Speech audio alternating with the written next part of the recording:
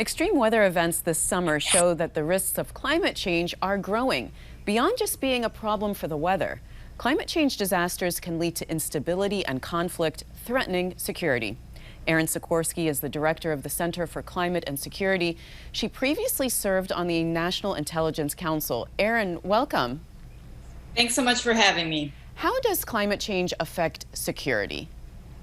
Sure. There's lots of different pathways through which climate change affects security. It can affect our troops directly in their infrastructure and their bases. But what we saw this summer was climate change layering on top of existing state fragility, poor governance, corruption in places around the world, and creating bigger problems for communities. I think Iran, Iraq, Lebanon, the Middle East is a key example of this, where you had the driest summer in 50 years, record high temperatures, which led to power outages and water shortages, pushing people out in the streets to protest, not only because of the climate effects, but because of governance corruption, poor management of natural resources for many years. And then when the climate shock hits, it's a very combustible mix. And then you have governments scapegoating, maybe vulnerable communities, maybe, so-called foreigners.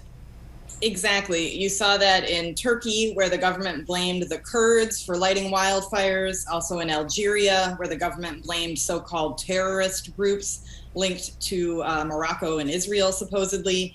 And so again, it just exacerbates existing tensions within states. And when governments can't handle the challenges, and they're coming more rapidly than ever before, right? They often turn to blaming others, which then continues the cycle of potential violence and instability. So Erin, back to this country, what role does the intelligence community play in mitigating or preparing for climate-related security risks?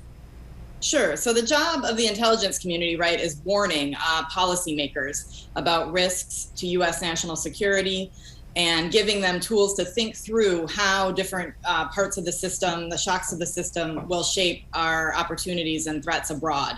So the intelligence community should be warning policymakers that climate change will shape these conflicts in many different parts of the world.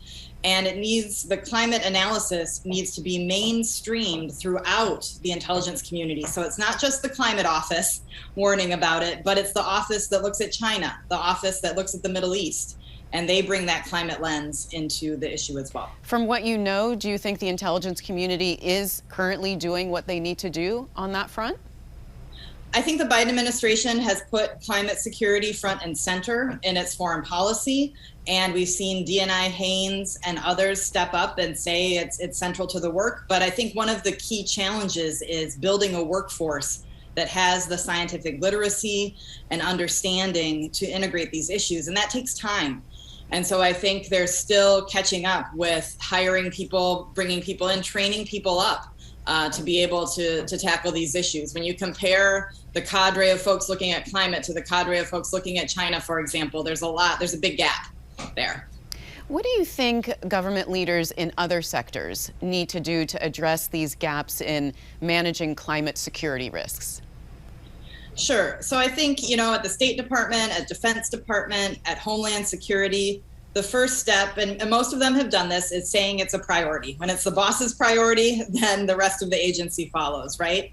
But then they need to have the resources to understand the risks and leverage the unprecedented predictive capabilities we have when it comes to climate change. None of what happened this summer is truly a surprise, right? Scientists have been warning about this for years, and the latest UN report, which came out in August, laid out the trajectory for the globe. And so integrating that into planning and into strategy. So it's the Assistant Secretary of State for Near East. It's their responsibility as much as it's John Kerry's responsibility, who's leading climate change work at the State Department to tackle these issues. That mainstreaming, that integrating is critical. Well, obviously mitigating and preparing for climate-related events needs to happen quickly. Do you think there's the will and the funding to do that?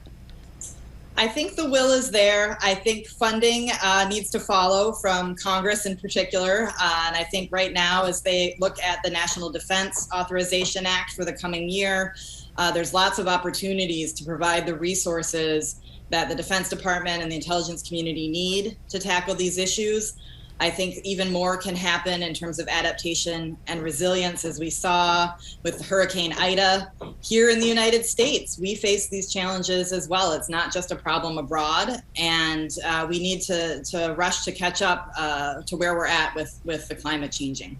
All right, well, Erin, we'll leave it at that. Thank you so much for joining us. Thanks for having me.